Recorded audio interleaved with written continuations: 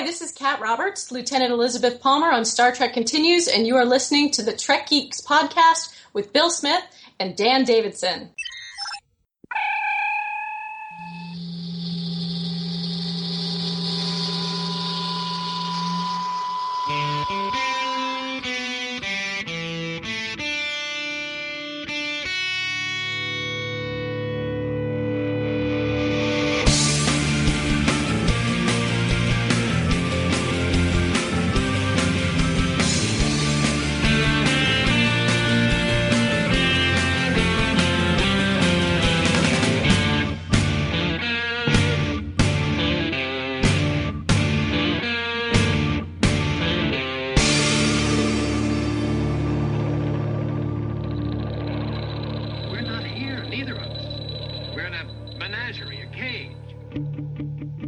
Biggest little show this side of the Alpha Quadrant, your independent Star Trek podcast. Welcome everyone to Trek Geeks.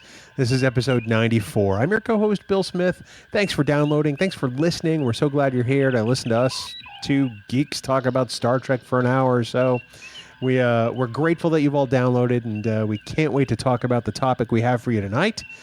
And with that, I should say joining me is my podcast partner. You know, he and I are the number 2 podcast of many attendees of Star Trek Las Vegas and other Star Trek fans everywhere. And like I say, whenever I hear the phrase number 2, I think of him. He's Dan Davidson. Dan, how are you, buddy? I was wondering where you were going with that.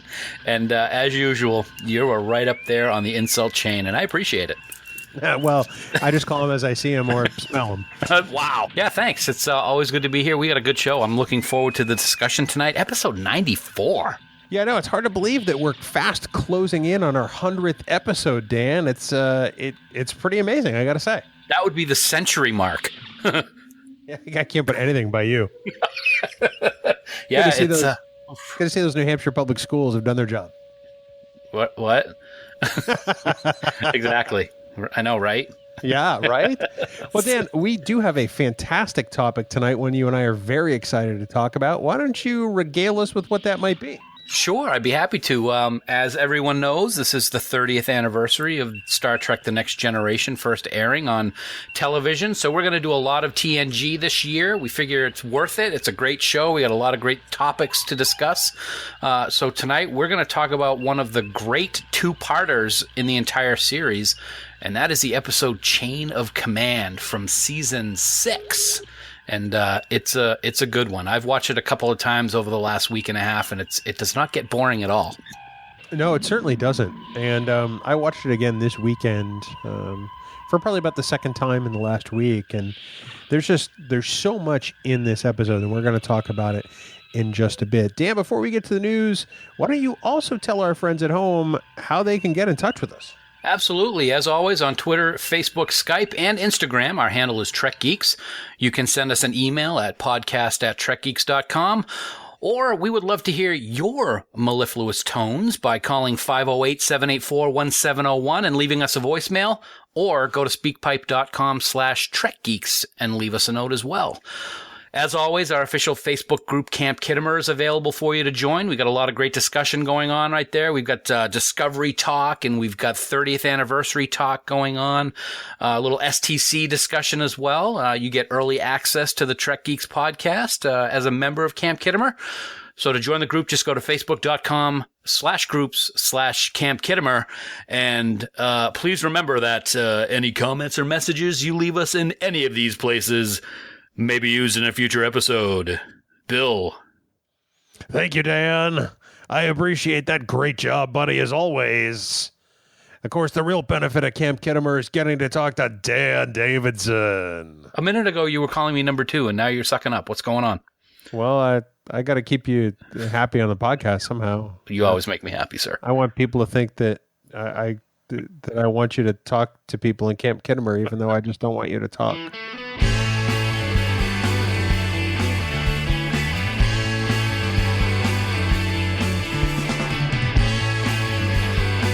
Dan, it's time for the news from TrekNews.net.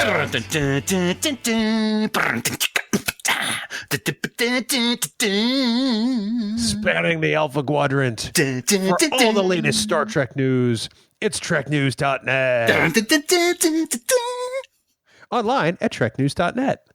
Dan, we have a whole bunch of stuff to talk about this week, and probably first up, as I sit here looking at the headline for this this bit of news that we have, I'm surrounded by a series of pins from our friends at FanSets. I'm looking at Benjamin Sisko and the Gorn, and I got a Jem'Hadar, and I got a Spock, and I got a Defiant, and I got an Enterprise. I'm surrounded by pins here. They're awesome. They have some amazing news that they have released through us and TrekNews.net. Yeah, we're very excited. We love the guys over at FanSets. We talk to them a lot. We love hanging out with them at STLV, and we're looking forward to doing it again this year.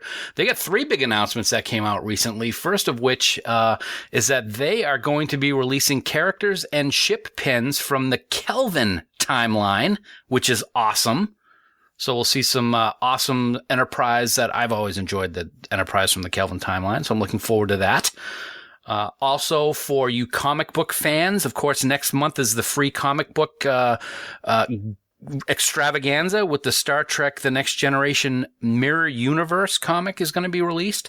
Well, they are also going to be doing characters and ships from that forthcoming comic book, which I think is really cool because we don't know anything about it yet. So that's very awesome. And finally, you were just describing all of the things that you're looking at your desk. At my desk, I have the 50th anniversary pin set collectible that they came out with last year. They are also going to be doing a Star Trek TNG 30th anniversary commemorative set, just like this TOS one that I'm looking at. It's going to be 8 pins, and they'll be the giant pins like the one I'm looking at. The set is going to be numbered to only 178 sets, which is, Bill, do you know the little bit of trivia about that number 178? Oh, I think I might. I believe it's the number of episodes in Star Trek The Next Generation. There you go. Yep, 178 only. It's going to be available for anyone who wants them in the Star Trek community, and they're going to launch being able to sell that, or being able to purchase that, I should say, at STLV in August. So I think I'll be right there in line. That is going to go quick, without a doubt. Very quick. 178 is going to go very quickly. Plus, the quality of these pins is, they're not paying us to say this. I am a big fan of their product. Mm-hmm. And these pins are they're fantastic. I love them. I think they're a great collectible. They kind of remind me of collecting pins at Disney in a way. Yeah, they're beautiful. One of the things that they just started selling, which I really like, is like little holders that you can put on your desk, and a pin can sit in it standing up, so you don't have to attach it to anything. And I really like those. And I'm looking forward to seeing all these new things. I'm psyched about the Kelvin timeline. I think that's just fantastic. I can't wait to see how those look, and I'm sure we'll get a great gander of them in Vegas, without a doubt. Absolutely. Well, Dan, obviously people can head over to fansets.com for more info. They've got the whole, not just Star Trek, all kinds of other pins out there, and we hope everybody just gets lots of pins. A lot of pins. Dan, up next, it looks like we have an update on the DS9 doc, and they might have exceeded a goal or two. Just a couple. Yeah, it's pretty phenomenal to see how this just keeps doing better and better every day. What We Left Behind fundraising, it's got almost a little less than a couple weeks left to go. They have already reached an exact number as of recording this evening is $388,629, which is unbelievable. They were asking for just under $150,000 to start. They have already gone through 2 stretch goals, and they're close to their third. I believe their third is $425, if I remember correctly. Yes. It's just awesome. They've been adding a lot of great perks lately. So go check it out on the Indiegogo site. Donate what you can. This is going to be a phenomenal documentary. And also check out the awesome guest appearance by a certain secret someone in their latest update video with Ira. That video is a scream. It is great.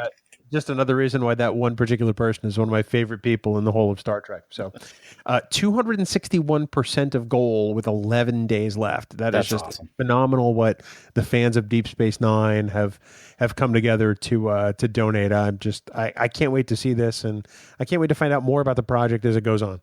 Me too. Dan, moving along, our great friends, our Star Trek family at Star Trek Continues, have announced the premiere date for their 8th episode. Episode 8. And we were both just giddy as can be when we saw this announcement come through last week.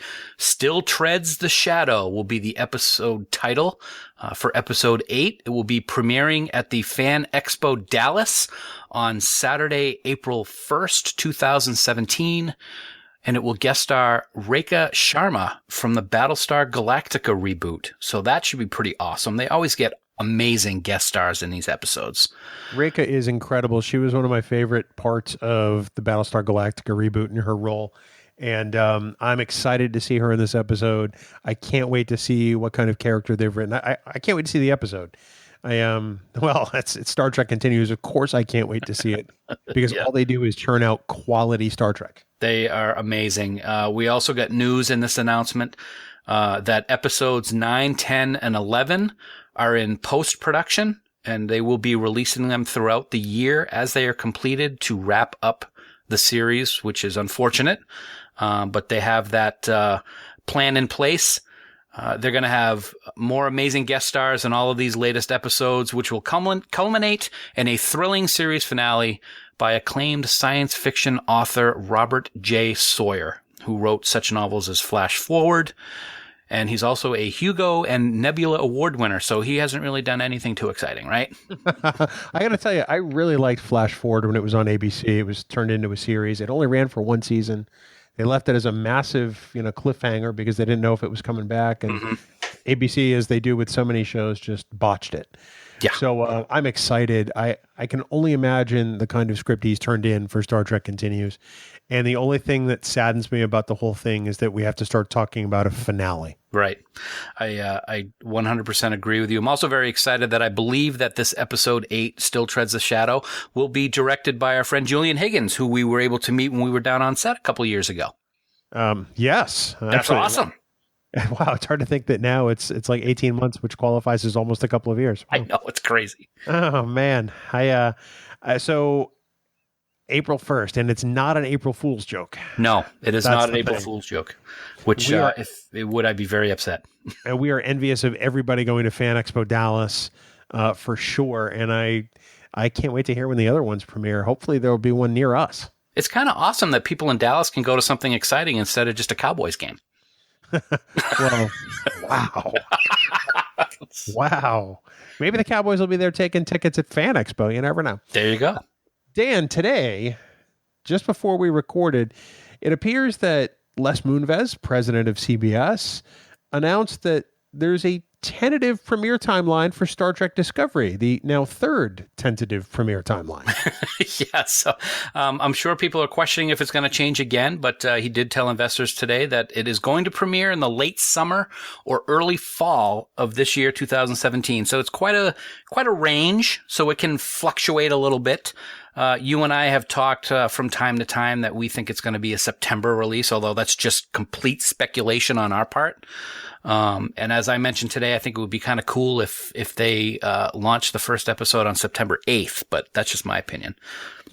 I agree with you. I think that it might be a little later than that, maybe mid-September. Mm-hmm. And I'm okay with that too. That's still late summer, close to early fall. There's going to be the premiere on CBS television. It's right around the premiere time for a lot of shows. Right. So I think that's good, honestly. Mm-hmm. I think that just helps bolster Star Trek. And it may drive more interest in CBS All Access as a result, especially when people realize the other CBS content they can get. I actually have watched The Good Fight, the sequel to The Good Wife, on CBS All Access. And Anthony Rapp from Star Trek Discovery turned up in the pilot, which I thought was pretty fun. That's awesome. So already he's going to be in 2 premieres for 2 different CBS All Access series. He's really we're getting his money worth from that guy. I know, right? What's really cool also that they reported in this article with CBS Chief Les Moonves is that Discovery, as we know, started filming on January 24th, so it's been going for a couple of weeks now. They're scheduled to wrap up shooting on September 7th. So it's kind of cool how that's all going to come about. So with the release, the majority of the first season's episodes will be completed, and that'll give some good post-production time to wrap things up. So we're looking at maybe a mid-November, early December finale for season 1, because it will be released on a weekly basis instead of dropping the entire season all at once, which a lot of online channels do these days. So I'm glad it's going to be weekly. Yeah, me too. It'll be interesting to see because Walking Dead's fall premiere is usually right around October. Mm-hmm. So it'll be interesting to see what kind of overlap there is there with Sonequa Martin Green's character on both shows. Good point. Absolutely. Yeah, I didn't even think about that. That's good. And Dan, lastly today, we would be incredibly remiss if we didn't observe the second anniversary of the passing of our dear Leonard Nimoy. Certainly not news, but worthy of mention. This podcast was very early on in its infancy. It was 90 episodes ago, in our fourth episode, that we had to gather, as sick as we were, because we both had the flu that week, to record our thoughts on the passing of Leonard Nimoy. And now that 2 years have passed, I think you and I are learning new things about his contributions to Star Trek and his place in fandom, with every passing year.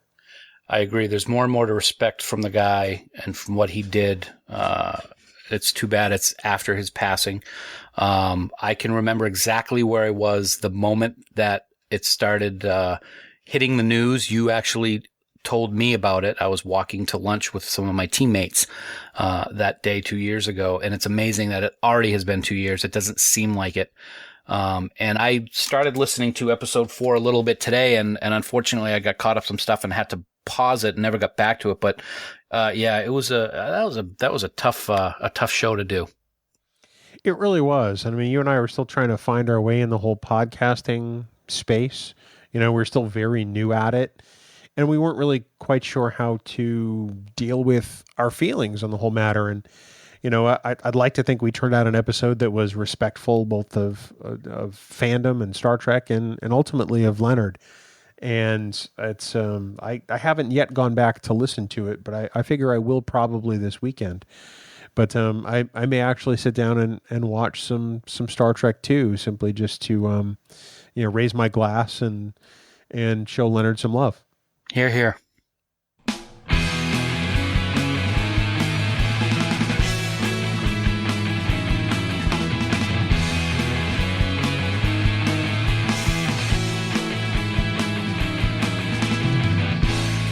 Dan, this week in the main content of the episode, we're going to take a look at probably one of the best two-parters that Star Trek The Next Generation ever had. And I speak, of course, of the Season 6 episode, Chain of Command. This is an episode I liked instantly, and I'm fairly certain that you did too. Oh, absolutely. It's one of the best. It's got great drama. It's got tension. It's got everything you want, great guest stars. And it is one of those ones that you can watch over and over again and really never get bored with. It's just so well done, so well written, so well, the camera action on it is great. I enjoyed this two-parter tremendously. It could have easily been a cliffhanger. It could have been, and I think it would have been an effective one. Mm-hmm. Although I'm kind of glad it wasn't, because I would have been just as upset as I was. Best of both worlds. Yes. Yeah. That really would have been like, oh man, again? As it was, it aired in December of 92. So, I mean, it was close to the sort of like the holiday break, if you will, the winter break. And so I was kind of worried. It's like, well, are we going to find out what happens before they break for before we go on winter, hiatus? What's going on here? Yeah. But I think what we have here is an episode that, at least in my opinion, is probably one of the darkest episodes of Next Gen. And it works. It works phenomenally. I can't say that word too well, but it works that good. You don't often see issues of prisoners of war and torture in The Next Generation. That's something that you probably would be used to seeing in Deep Space Nine, to be quite honest, because of everything going on with the Dominion War. But Next Generation has always been kind of a beacon of hope, and stories have always been very different than what we saw in Chain of Command, but it is done effectively and powerfully. Well, and the interesting thing is this episode came out just before Deep Space Nine premiered. Mm-hmm. So they were certainly writing Deep Space Nine, and they were starting to plan their arcs. But these episodes, premiered at least a good 3 weeks before DS9 had its pilot run in first run syndication, which I find very interesting. Yeah, I find it very interesting also. I love how they started the real heavy Cardassian influence. There was a couple of episodes prior to this where there was a little bit in, but this is the first one where you really get some teeth into what this alien race is like, and all of the people who play Cardassians in this episode, from David Warner, who we'll talk about later, to the gentleman who was the attaché, so to speak, on the Enterprise. He was brilliant. A very scary, very devious-looking Cardassian. It really shows what this race is like, and I loved how they did it. Yeah, I have to agree with you. It added some real depth to the Cardassians, more so than we got before in like the Wounded. Mm-hmm. I mean, we knew something about their history, and we knew that there was, the conflict between the Federation and the Cardassians and the Setlik 3 massacre. But this adds a whole level of the Cardassian culture that I think is a little shocking on a variety of levels. Right. Going back to the start of the episode, I think one of the things that really gets this episode off on the right foot is the teaser, the prologue. Right. They welcome Admiral Nechayev aboard the Enterprise. Love her or hate her, she's a great character. And the teaser is probably one of the shorter ones in Next Gen history, where she essentially says, "Yeah, I'm here to relieve you as captain of the Enterprise." It's like, what? Dun dun dun. Fade to black. What? And it's amazing. Just the littlest things have the strongest impact in this episode. Patrick Stewart's ability to give the reaction that he did in that split second spoke volumes. I thought it was brilliantly done by him. I have to agree with you. And in the next scene, during, after the opening credits, where Nechayev's meeting with, the senior staff like Riker and Data and Troi in the observation lounge, aside from the continuity error in this scene, I think that is a really well-crafted and well-acted scene, because Riker's going out of his mind. Not only does he have no idea where Picard is gone to, he's also not going to be in command of the Enterprise. And automatically, you can tell from the get-go, he is bristling at the whole thing. And we're going to talk about this in depth shortly, but this very beginning is where you see that he is completely off the rails in this episode, in my mind, in terms of how he's dealing with stuff. But yes, now for the continuity error. Are you speaking to the fact that the Admiral didn't have a comm badge? Yes, I am. Okay, I got it right. Yes, that was a total guess, because that's the only thing I could think of when you said that. It's plain as day too. I mean, she shows up with one on. Next scene, hey, where's the jewelry? Where's the comm badge? I know. She's got her rank pips on. She's got her Admiral smock on. Nothing. So we find out in the course of this episode that, along with Picard, Dr. Crusher and Lieutenant Worf are being assigned to a secret mission. We'll call it a ninja mission, because they look like they're dressed like ninjas, for God's sake. To go to a Cardassian outpost to see if they're creating a metagenic weapon. I think I have the technobabble right there. That is absolutely correct. Yep. So one of the interesting things this reveals about the Cardassians, potentially, is that they could be entering into biological warfare. Mm-hmm. And a weapon that is outlawed by the Federation. And I have to tell you, when I'm watching this the first time in 1992, in my basement in Denver, Colorado, I'm thinking to myself, man, really? Because the Klingons wouldn't do that. The Romulans might do that, although they really wouldn't. They could just sneak up on people and attack them. But biological warfare kind of takes Star Trek to a slightly different level in this sense. It does, and it's like you said, we don't know a lot about this race, but that kind of gives you a good first impression, which ain't all that good. Not many races talk about. Of course, the Romulans. Well, a Romulan decided to try a biological weapon in Nemesis, but we don't want to talk about Nemesis. Well, he was Reman, though. Well, that's true. Human clone. So yeah, human. He was human. Yeah. Okay. So the humans use biological weapons. Okay, great. That's the end of this episode. All right. Good night. Yeah, and I like the deviousness of the Cardassians. This elaborate plan and scheme to get Picard with this metagenic weapon and his theta band expertise from when he was on the Stargazer. It shows that they are willing to do just about anything to get the end result that they want, which shows that as at times we've heard that they were a conquered race and dealt with a lot of society problems, hunger and starvation.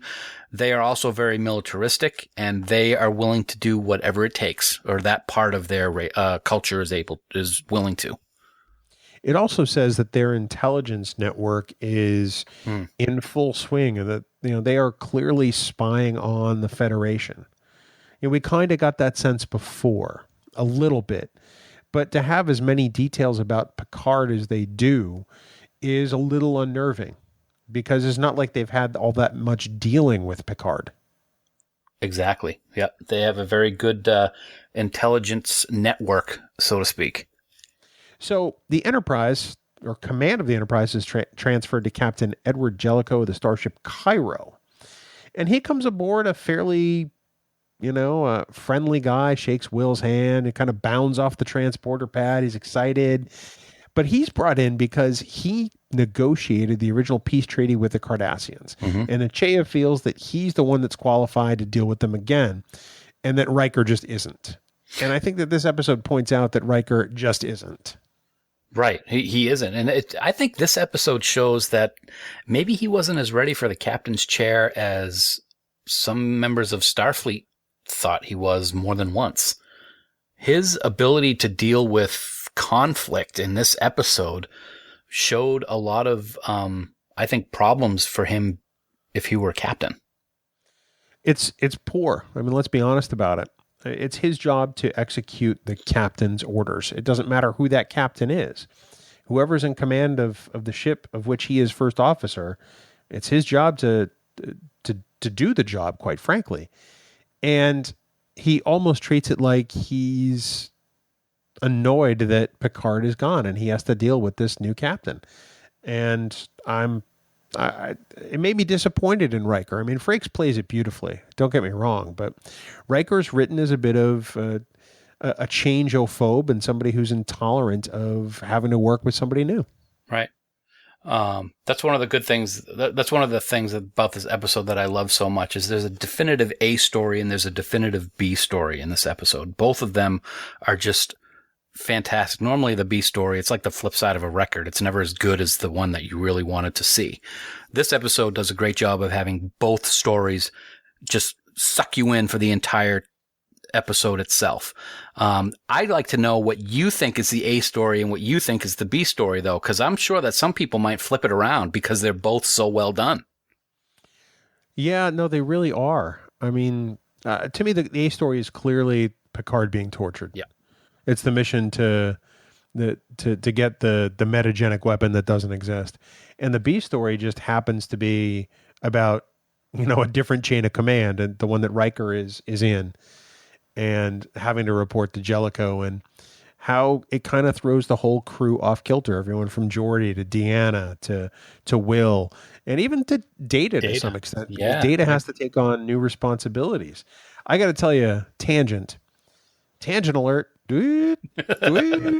So when Playmates action figures were coming out in the 90s, I looked for that red Data action figure high and low, man. I tore apart every Toys R Us and Target and Walmart and Toy Store in the metropolitan Denver area in that time frame, and I could not find that thing to save my life. Oh yeah, they did. It's one of the most collectible Playmates action figures there are. Incredibly hard to find. Probably more hard to find than the command holographic doctor from Voyager, I would imagine. Probably, but who wants that? Wow. But no, the red Data, even back then in the 1990s, the mid-90s, was going for $200. Wow. Oh, man. Yeah. If you see one now, it's kind of like finding a unicorn. Okay. So it's I've never seen one in person. I believe they exist. Okay. All right. So, a little spoiler alert from Bill Psyche. So Jellico has the whole crew on edge, and it's partly because of his command style. He's a very different captain from Picard, he's a very effective captain. He's a very, task-oriented, leadership-driven guy. And he just wants people to, as he would say, get it done. Right. I love Jellico. Let's get right down to it. Ronnie Cox and David Warner give unbelievable performances as guests in this episode. Ronnie Cox as Jellico is just fantastic. I love how it's a little bit of both. He talks to Deanna about how he expects a certain amount of formality on the bridge, so he wants her to start wearing her command uniform, which she starts doing from this point, so we see it a lot more. But at the same time, he calls them all by their first name. I think that's kind of interesting. He's very quick. I think it's, even though Deanna thinks that he is putting on a show when he's acting very sure of himself, he really looks like he's sure of himself. And that's a testament to him and his command ability, I think. I have to agree with you. One of my favorite scenes with Jellico in these episodes is the one with Picard in the ready room, where he essentially says to Picard, the Enterprise isn't yours anymore. He's direct, he's blunt. You can tell that it throws Picard off kilter, because Picard essentially, I'm sure, wants to use some colorful metaphors to tell him what he can do with the ready room. Yeah. But Picard goes to leave the room, and he says, Jean-Luc, because he even calls Picard by his first name. Right. I believe this is yours, and he hands him his volume of Shakespeare. Right. And the look on Patrick Stewart's face when he takes the book from him is almost like, yeah, okay. I love that scene. The thing that got me in that scene, the whole scene is so well done, but the one that was the shocker is when he says, chances are you're not coming back from this mission. So pretty much he's saying you're going to die. Yeah. Yeah. Okay. Thanks. Here's your book. Yep. Yeah. You're going to be dead, but you might want this book to go with you. It's funny that it's not just Picard that has that change come over his face in the ready room. When he talks to Deanna and how she's being completely honest about what is going on with the crew, and he is like, oh, well, gee, well, thanks for bringing this to my attention, but I don't have time for people to get to know me. The look on her face, and you can see her kind of like look off to the side like, oh my God, who is this guy? I think it's great. I think it's just awesome tension between the two of them that he may not even realize is happening because he's so in his own way of doing things. I think on some level he does, though, because he immediately asks her to deal with it. It's like, well, I don't have time to deal with this. So I tell you what, you can explain to the crew what's going on. Or they can get shipped out an airlock. Yeah. You can take your concern and the crew, and you guys can deal with it, because I got Cardassians to plan for. Right. Now, to his defense, you just hit the nail on the head. He has to deal with a potential war situation, and he doesn't have time for people crying like little babies because their captain's gone and they've got a new captain. So I totally understand it from that perspective, but at the same time, the way that things were thrust upon the entire crew, he doesn't give one shred of, or look like he gives one shred of concern about it. He just wants somebody else to deal with it because he's got bigger things to worry about. I only wish that Jellico had been captain of the Enterprise for like 4 or 5 episodes, simply just to establish a little bit more of an arc. Yes. And it's really a shame we didn't get to see him ever again, not just on the Enterprise, but anywhere else in the series. Yeah, I agree. I love Ronnie Cox. He did a great job in this. His negotiating tactics with the Cardassians were a little strange, and even Will, who's negotiated plenty, and Deanna thought they were kind of bizarre too. Yes, but then at the same time, that all goes back to him being sure of himself, being involved in negotiations in the past, and he was talking to Deanna about how they're like pack wolves, and it's just a question of who's going to survive. So it sounds like he kind of has an idea how he needs to do it, and he didn't bother sharing what he was planning on doing with Will or Deanna, which probably is why it catches them off guard so much. I think the whole standing up and getting ready to like pounce on the Cardassian was a little too much, but at the same time seems to know what he was doing. Yeah, I agree with you. I mean, I have a hard time believing that he's a loose cannon, but I understand why he wanted to project that. Although it made the Cardassian seem a little dim-witted. Packlids? Well, maybe not Packlet wise, but Like, they will fall for my clever ruse. And then he walks in later. He goes, "Hi, let's get to talking." Shakes hands and sits down. Yeah, it's almost like he's pretending to be that angry and that irate when he is that angry and irate. And it's like, dude, dial it down. I mean, come on. Really? So, and I will say also, Ronnie Cox looks awesome in that Starfleet uniform, doesn't he? He does. It fits him perfectly. It's like he was made for it. Or like he had a tailor. One of them. So Picard is captured by the Cardassians. He's taken to a Cardassian detention facility. Crusher and Worf get away, because they have to make it back to the Enterprise. Right. And Picard doesn't know that. And he is drugged and questioned by Gul Madred, as played by David Warner. David Warner, who apparently only found out he was doing this part 3 days before he did it. That's amazing. And his lines, more often than not, were on cue cards. Did you know that? I did not know that at all. That is, wow. Yeah. I mean, he doesn't have a lot of dialogue, but the dialogue he has is pretty powerful. Well, that's 100% true. Apparently in a 2011 interview, at least in the Memory Alpha entry, he's like, I took over on 3 days' notice. It was another makeup job. It was with Pat Stewart, who's an old colleague. It was great to be part of that. I thought, I've done 2 of the others, the old classic ones, and here I am in the next generation. I'll go for it. So I wasn't aware of it, the Cardassians, and I didn't know their history at all, except, of course, that they weren't nice. And he turned out to be the not nicest of all of them. Yeah. Due to the short time in which he had to prepare, Warner also did not have enough time to memorize his lines. As such, they were written down on cue cards. As he commented, there was too much technobabble dialogue that doesn't come naturally to me, so they wrote everything up for me. I don't mind people knowing this. Every line I said, I was actually reading it over Patrick's shoulder, or they put it down there for me to do it, which I think is fascinating. That is a really awesome surprise for me. You can't tell at all. That's really cool. I'd love to see some behind the scenes footage of those scenes being filmed with those cue cards if it exists somewhere, because that would be really cool to see. Maybe in a future edition of the Roddenberry Vault, if that kind of thing exists. Sure. It shows you what a pro David Warner is. I mean, I had no idea until I read that yesterday that was the case. That's pretty awesome. I mean, we've loved him in all of the Star Trek stuff he's done. Star Trek 6, Star Trek, he was the 5. Chancellor, and in 5, he was the ambassador.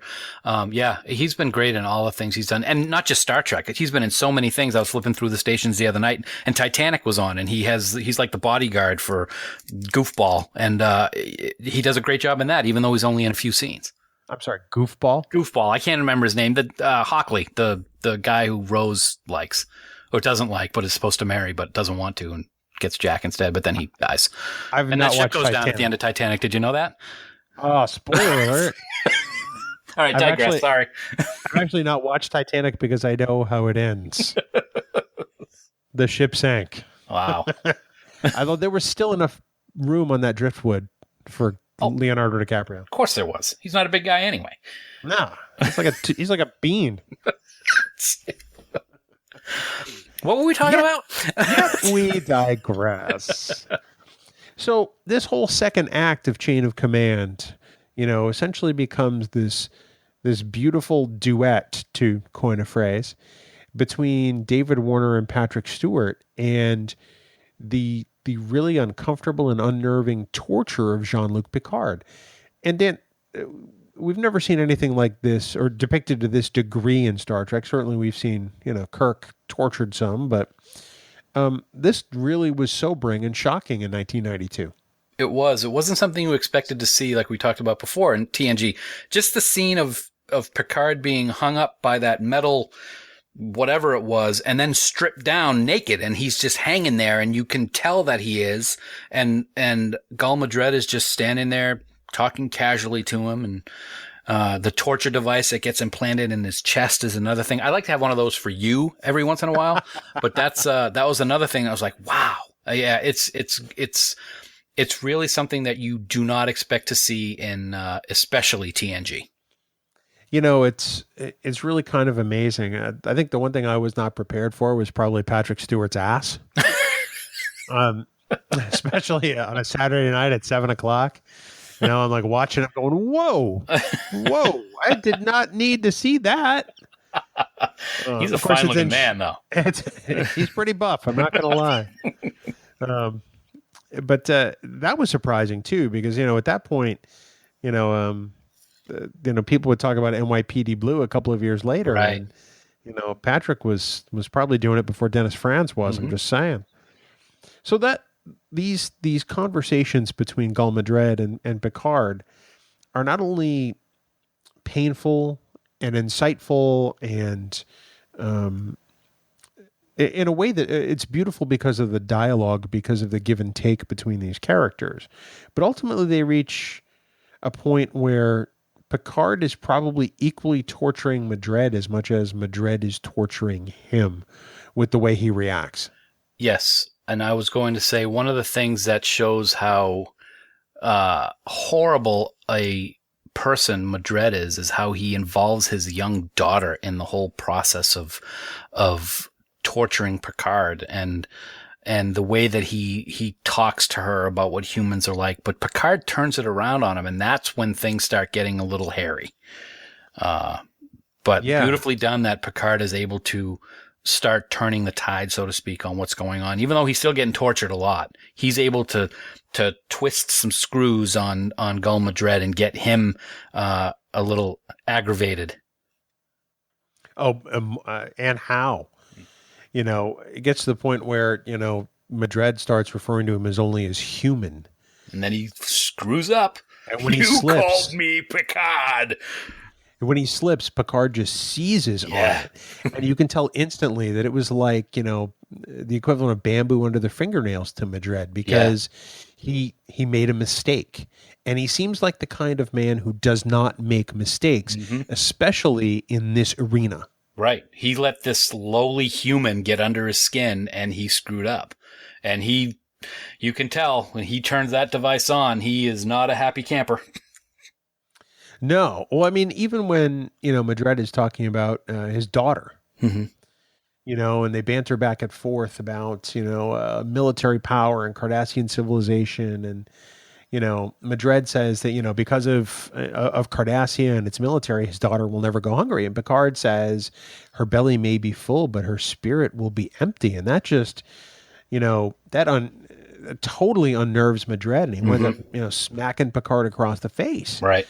And, Picard is equally as adept at finding those inroads to his subject, Madred. And I don't think Madred is necessarily aware of it at first, that Picard is working on him as much as he is working on Picard through torture. And that's a testament to Picard, because even with all that he's going through, the torture and the pain and I'm sure there's a lot of mental abuse going on at the same time, he's still able to know what he needs to do and exploit what he needs to exploit to get under Madred's skin. Definitely. One of the things that really was kind of sobering about this episode, we all go around as Trekkies and Trekkers, quoting, "There are 4 lights." Right.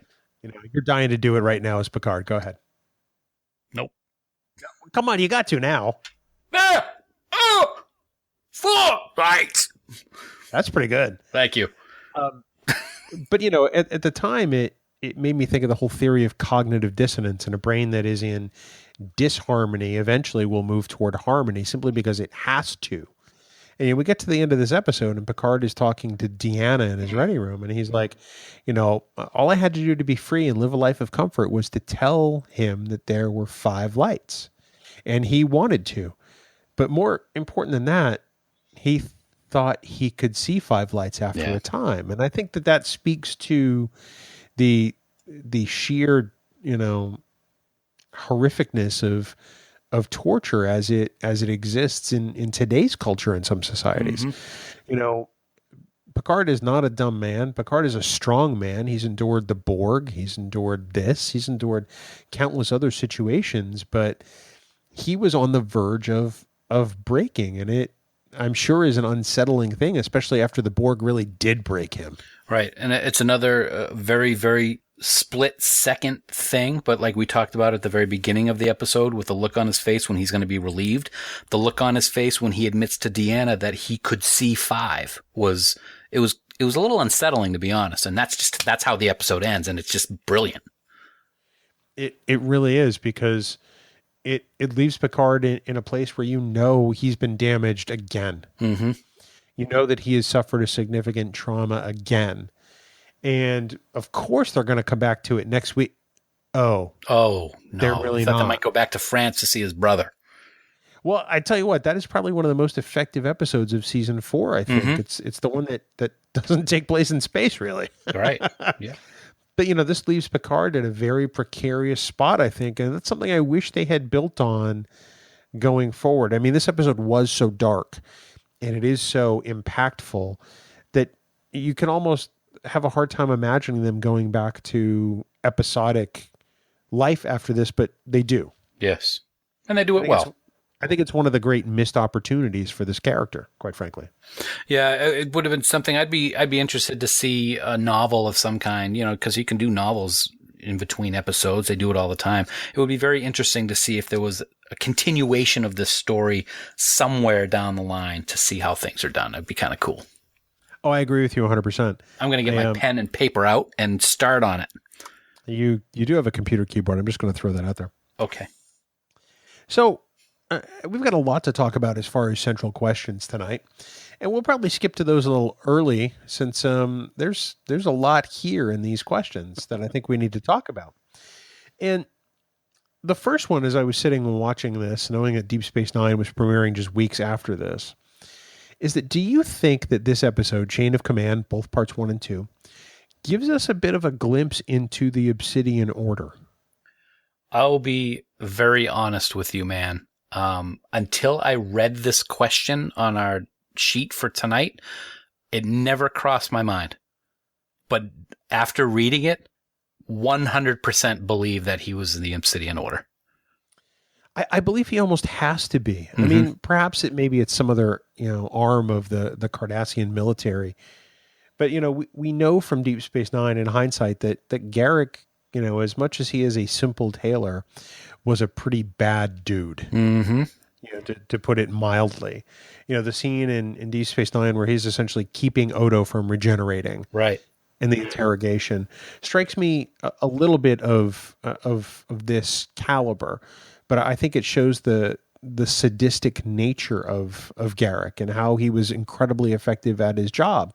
And it makes me think of Madred, and it makes me say, well, this seems to be a quality that the Cardassians value to some extent. Mm-hmm. And it made me wonder if this was the beginning of the Obsidian Order, whether or not they had created that concept at this time or not. Yeah, it's a very good question. If they had, I've always loved the Obsidian Order in Deep Space Nine and the deviousness and brutality of them and their ability to get intelligence. And as you said earlier in the episode tonight, the amount of intelligence that they're able to gather of Picard, his history, what's going on in Starfleet currently, except of course for what the militaristic outlook is in the sector, really shows that they've got their ducks in a row. And I don't doubt for a second that Madred is part of the Obsidian Order, if not maybe one of the higher ups. At least you think he is at the beginning until Picard is getting released, and it's obvious that he has to take orders from someone. But I definitely think it's Obsidian Order related. I would have loved to have found out that Madred was a protege of Tain. Yes. Or perhaps even another son of Tain. I actually thought for a split second that wouldn't it be cool if somehow Madred was Garak's father, even though, I mean, we know that Tain is, but it wouldn't have worked out age-wise with David Warner and Andy Robinson, but that would have been kind of cool if he was like some kind of a father figure to Garak. I would say, what if they were half brothers? That would be very cool too, or whole brothers for that matter. Yeah, or whole brothers. Yeah, I think it would have been interesting, to see that fleshed out somewhere. In my head, I think that sounds pretty cool. All right. I'll go with that. Well, thank you. Next up, in this episode, Jellico gets a reputation among fandom, and some people think it's deserved and other people don't. And that is that he's a jerk. he is a terrible captain. Riker tells him he's not a particularly good captain in the episode. Right. When they trade barbs, before, well, we'll talk about that in a bit. But So I guess the question is Edward Jellico really a bad captain? I don't think just because he has a different style makes him a bad captain. I think he's a good captain. I think he's a great captain. Just he doesn't have maybe the personality that everybody expects everyone to have. Everybody thinks Starfleet people are all so, happy and get along great. You got a guy who's going to say it like it is. He's going to speak his mind. He's going to not take any crap from anybody. That doesn't make him a bad captain at all, I don't think. No, I tend to come down on the same side of it as you do. I mean, I think that he seems bad because he's not Picard. He seems bad because he's more direct, and he's putting the crew of the Enterprise in a position where they are not comfortable, and there's tension, and we're not used to tension in Next Gen on the bridge of the Enterprise. And I think that could be why people perceive that Edward Jellico is not a good captain. Yeah. Personally, I think he's a really good Starfleet captain.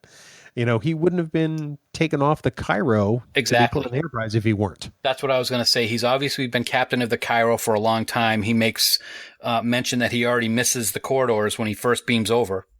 And if you're a bad captain, no matter what intelligence or what experience you have with the Cardassians, you're not going to become captain of the flagship. So he's got to be good in some aspects. Yeah, I believe that Edward Jellico doesn't maintain the same type of relationship with his senior staff that Jean-Luc Picard does. Because there's more familiarity with Picard. There's a sense of ease.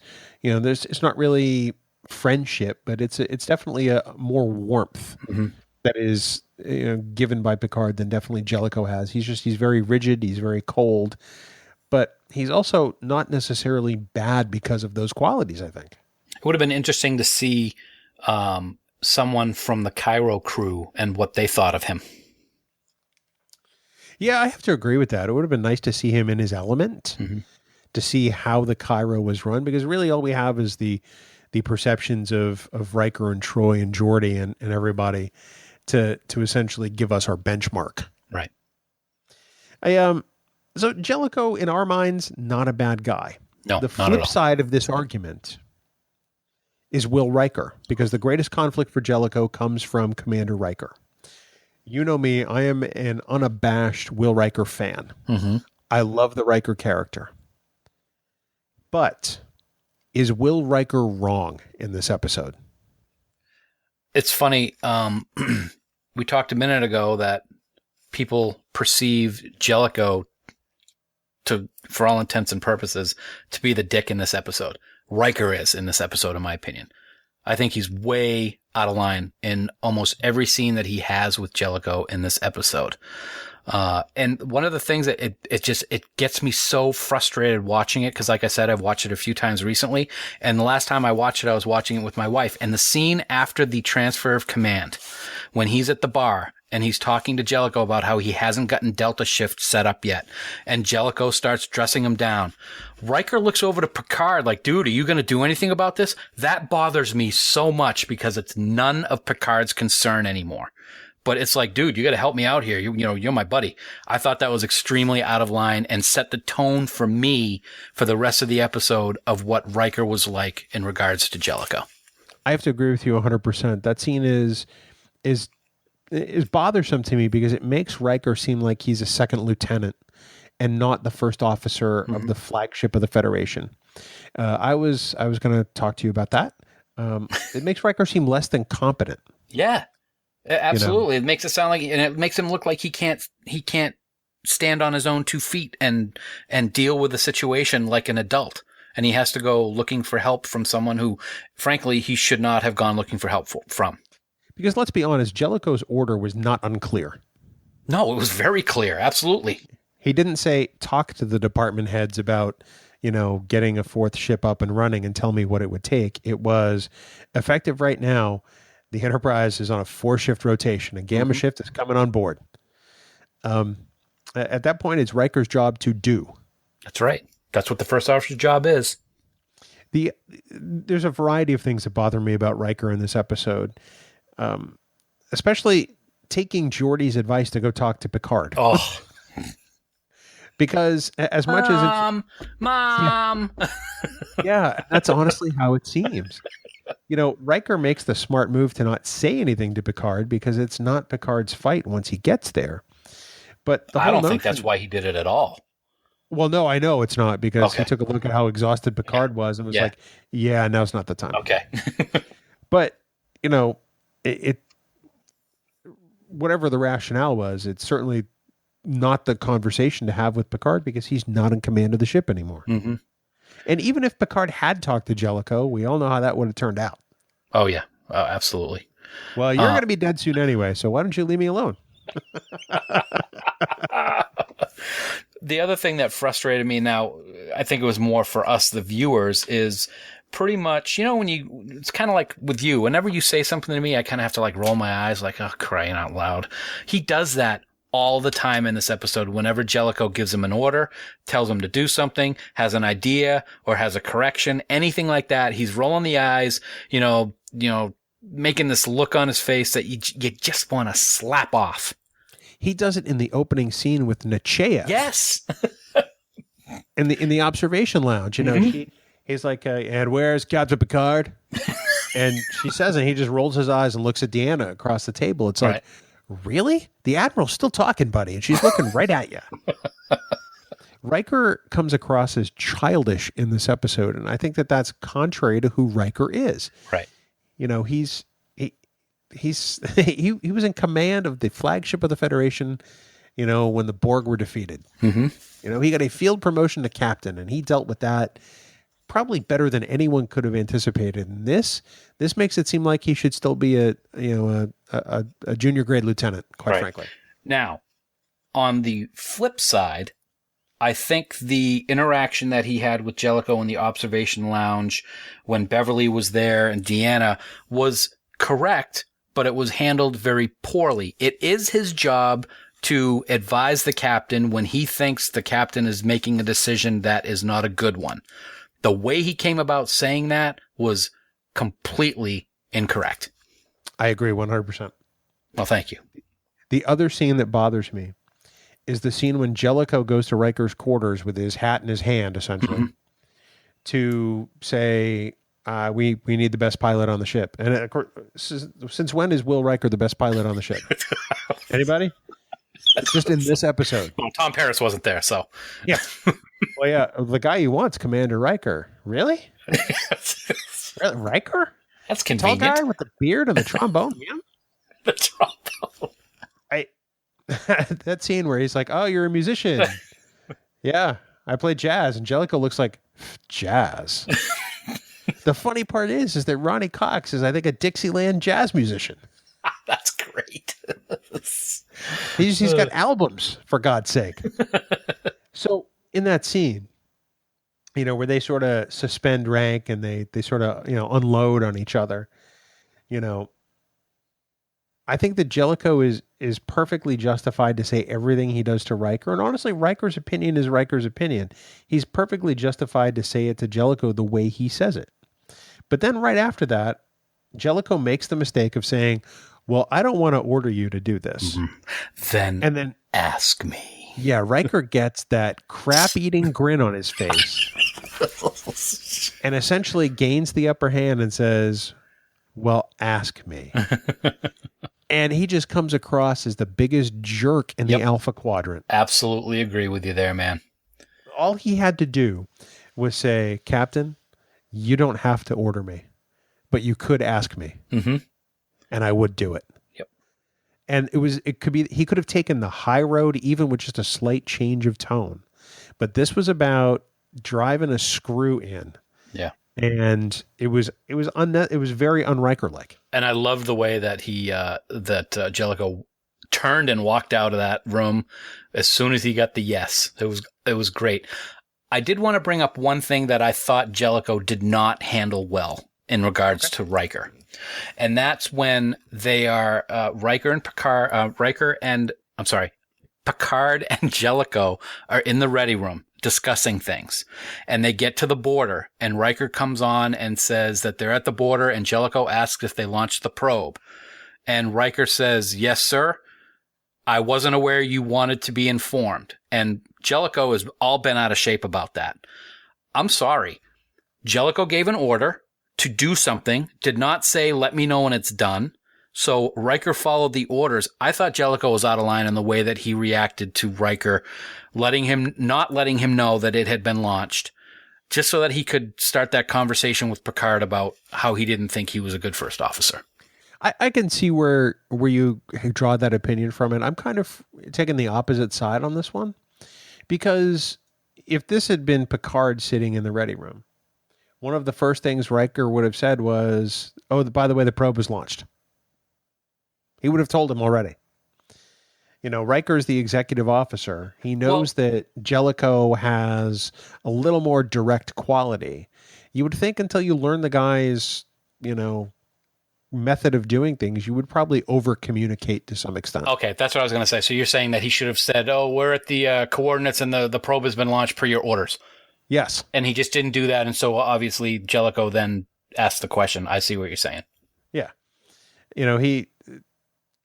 I think Picard would have assumed that it had been done, and, he knows Riker, and they've developed that shorthand in their relationship.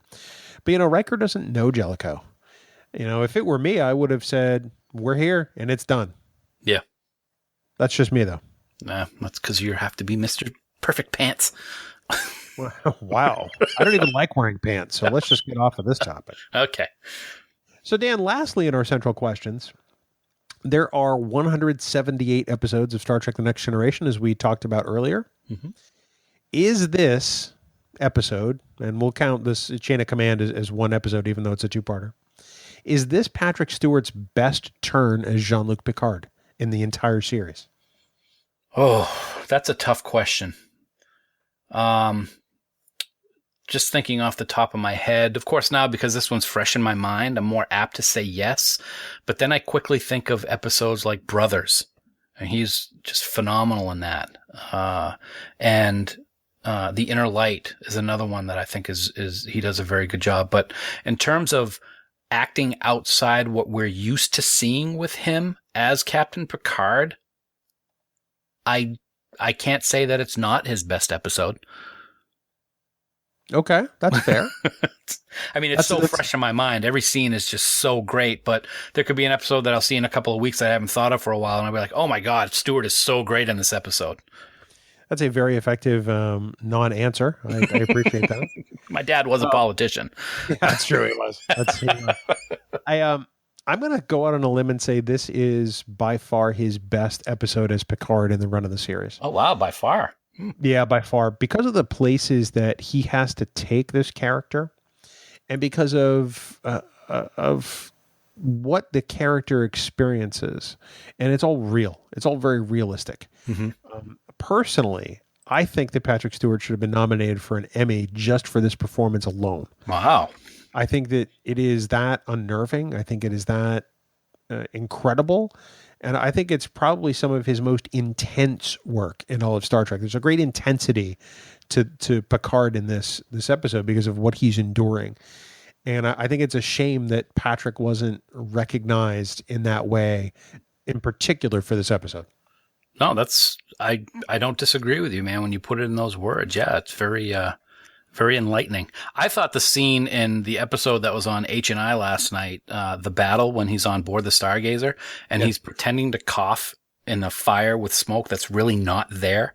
Yeah, that might have been his best performance in the series. I never liked you.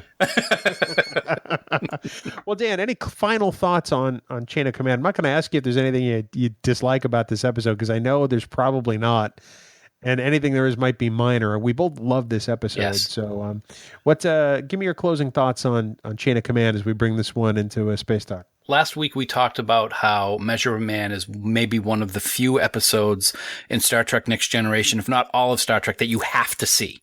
This is another one. You have to see this episode if you want to know what Star Trek is like and what the characters that we've grown to love over the years are like. This cannot be missed. I have to agree with that 100%. I think that, I like the phrase, Star Trek's finest hour. There are usually a couple of episodes in each series that qualify as some of those finest hours of Star Trek. And I loved this episode when it first came out, and I love it even more now. I think that this absolutely should be counted among them, simply just from the amazing performances of the actors in these episodes. And as much as I think Riker was a jerk, Frakes is right up there too, because he made us feel like Riker was a jerk. Oh, absolutely. It's not to take away anything that Frakes did in the performance. It was meant to show that he was being a jerk, and he nailed it. It was almost as good as you. Except I'm not acting when I'm a jerk. No, really, I'm not. Okay. Well, Dan, that kind of concludes our look at Chain of Command. It makes me want to go back and watch it all over again, man. Yeah, I just watched it 2 days ago. I'm ready to watch it again. Well, it sounds like maybe we should right after this podcast. But before that, we always have to thank our friends, the band 5 Year Mission, for all the amazing music they let us use for the Trek Geeks podcast.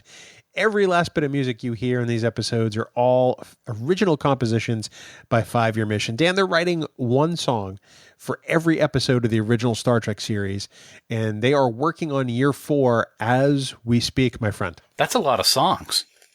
Yes. I will also give big kudos out to Fark. Was at a convention this past weekend, I think, and he was sporting the Trek Geek shirt, man. It looked pretty good. He was. I got to say. He looks fine in that T-shirt. I'm not going to lie. He looks fine in just about anything, I would think. But I was watching an old Enterprise episode just the other day, before Chain of Command, and it was a good one. I think you might have liked it. Some genetically enhanced musicians and conductor Eric Soong escaped from Cold Station 12 after stealing frozen embryos from storage. And, Soong wanted to raise the embryos, but the musician leader Rittenhouse was tired of hiding, so he attempted to start a war between Starfleet and the Klingons. You should check it out. It's called The Farkments, and I think you will really enjoy it. The Farkments. Okay, I have 2 reactions to this. 1, this could be the fan club of Fark. The Farkments. 2, it sounds like the evil anti-Junior Mint. I'm getting more dialogue out of you from this one than I think I ever have. Hashtag not Junior Mints. All right, I'm going to write that down. It's going in the post tomorrow. Don't get me wrong; it was painful. I saw that one coming a mile away, though. I'm not going to lie. You're losing some mustard off your fastball. I finally get to throw a Rittenhouse in there too, so Mike's got to be a little happy. No, he won't be happy. I doubt it. He's not going to know anyway. Oh, that's true. But Dan, we want everyone to head out to 5yearmission.net. Please check out their music, download their albums. We truly are huge fans of their music, and we hope you become fans too. Dan, our iTunes subscribe and review campaign continues to steamroll toward the end of the quarter. We're giving... What was that? Steamroller in space. You realize a steamroller in space wouldn't make any sound, right? Anyway... we want everyone to head out to trekgeeks.com/iTunes. Thank you for putting the link in the notes so I don't screw it up again 3 weeks in a row. Where, Dan, people have a chance to win something pretty cool. $25 or whatever the monetary equivalent is in whatever country you might be doing a review from. We want to hear what we're doing right. We want to hear what we're doing wrong. Just go to trekgeeks.com/iTunes, do a review, and you are automatically in the running, which will be drawn at the end of the quarter, I believe, Bill. That is correct. A $25 Amazon.com gift card could be going to someone lucky. We've given out 3 so far, Dan. That's $75. That's $75. The last one's coming up, and we hope that we hope to give it away to somebody pretty soon. So give it away now. Well, great. Now Red Hot Chili Peppers are going to come after us. Dan, speaking of giving it away, why don't you give away what we're going to do next week? We're going to do something fun, Bill. We love See It or Skip It. I know I do, and I think you do too. And from the reaction that we get, I think a lot of our listeners like it. So we just had one just like last week, didn't we? Last week we did. Couple, whatever it was, and it was great. We're doing another one, and we're going to throw a little curveball at you. We're going to do something that probably some people wouldn't expect. We're kicking off our original series, See It or Skip It, TOS Season 1, next week. I almost was hesitant to do the original series in a way because I feel like they're all see-its to some extent. Oh, no, they're not. No, they're not. We have this romanticism for TOS, and it's like, yeah, but it's like, well, no, some of those like Mary are dogs, man. Bonk, bonk on the head. Blah, blah, blah. Lovey-dovey, lovey-dovey. So next week, another See It or Skip It, a fan favorite, returns yet again on Trek Geeks. Dan, for more great Star Trek discussion, please check out the Tricorder Transmissions online at the tricordertransmissions.com. And of course, for all the latest news on everything Star Trek, please visit our great friends at treknews.net. For now, this has been episode 94 of the Trek Geeks podcast. We do hope you all live long and prosper. Smith, William, serial number CO-CON-UT.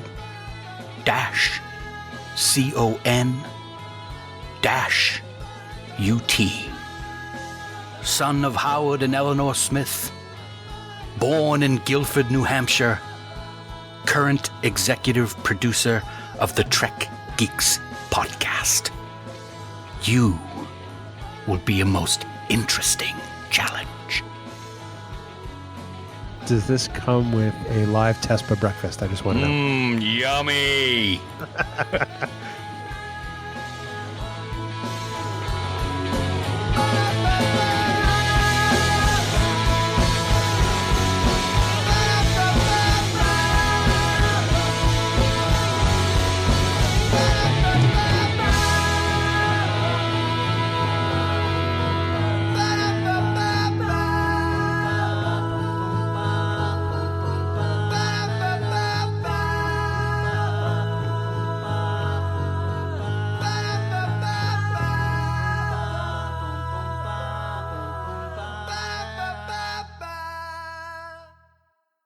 Bing bong. So it sounded like you were yawning in the middle. I'm sorry, we're keeping you awake. Troubles are not dangerous. Neither are you. I'm not dangerous at all, no. I'm dangerous when my wife's cold because she's hacking up a lung here behind us. Oh, great. Yeah, she's had a great cough for several days. Poor thing. It makes for a pristine recording environment. Yep. We'll have dogs snoring and barking and everything. It's going to be a lot of fun. My dog normally snores, but it's usually when I'm talking. Oh, probably because you're so boring. What? So I got a work story for you. Oh, this might be something that people like. Okay. So, did you get fired? No. We'll hate it then. Well, okay. So we introduced a new person to the IT team today. It was his first day on the job. And his first name is Ben. I can give his first name. That's not a problem. So during the day, I had been working on a bunch of stuff, so I hadn't really had a chance to go over and introduce myself to him. So as the day progressed, I actually had to do some work on his machine. So I went up to him and I introduced him myself. I said, "Hey, Ben, my name's Dan Davidson. I work on the help desk and with the IT team, and I just wanted to introduce myself and welcome you to the team." He goes, "Hey, man, nice to meet you. I love your podcast." What? And I'm like, "What?" He's like, "Oh, yeah." I go, yeah, okay. What's the name of it? He goes, "Trek Geeks. I've been listening to it for like a year." I was like, oh, my God. So wait, you got your first stalker at work. Yeah, I was really excited. So, Ben, welcome aboard. And it's not often that we do the work person knows us from the podcast. Usually the podcast is known through the work. So I thought that was kind of cool. Yeah, that actually is really cool. Yep. And he's going to learn how much I hate you in short order because he has to work with you. And I've done that. Wow. Well, you know what? I guarantee you today, you're going to like this too. Same kind of story, work story. Today, I brought some new stuff to work. I had some of my stuff at work on display for a while, but with the new recording studio here at home, I want to soup that up with my stuff. So I brought some new stuff to work today. And one of them is something that you're very familiar with. The die-cast metal Enterprise that you dropped. Chances are he won't be so stupid as to pick it up. I am turning off this recording right now.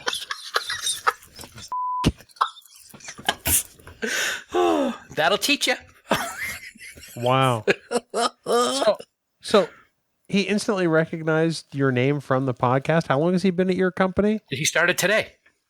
So he's like brand new employee. I don't know if he maybe if he's a very intent listener, and I'll get some more information from him. He knows I work in Maine. He knows I live in Maine.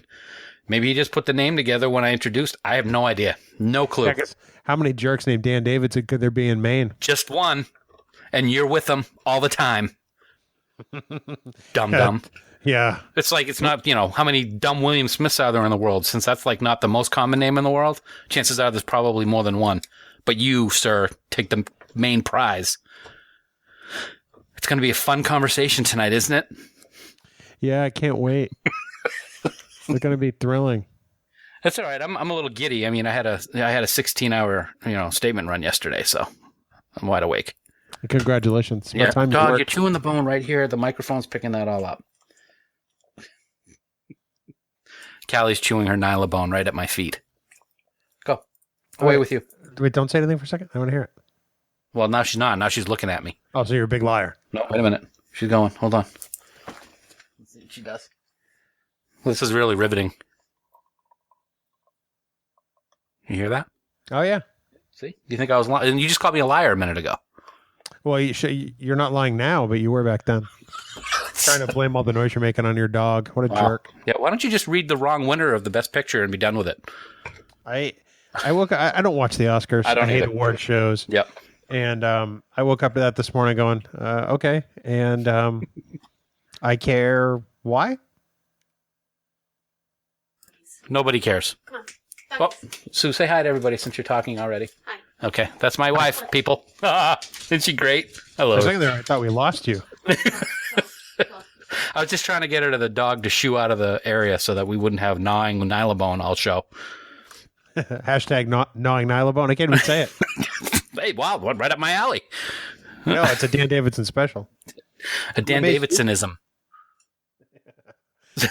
I just so many things I can come back with, and I'm just not even going to. Most of them are not fit for public consumption. Wow. Okay, then. I know, right? Right. Absolutely. Right. Right. So is it true that it was in the mid-70s down there this weekend? It was pretty, yeah, it was Saturday. I was out in short sleeves walking Abby. Man, it was like 55 here, but I talked to my sister and she said it was like 77 in Nashville.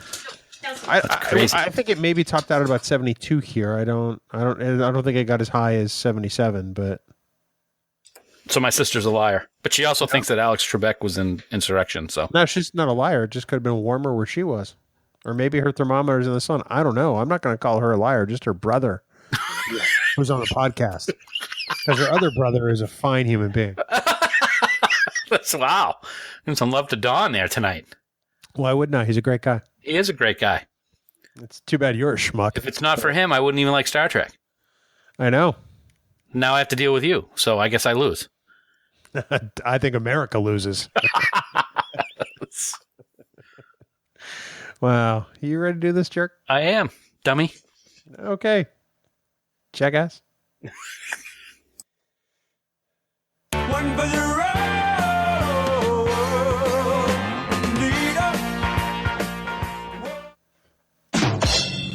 Ba-ba-boom.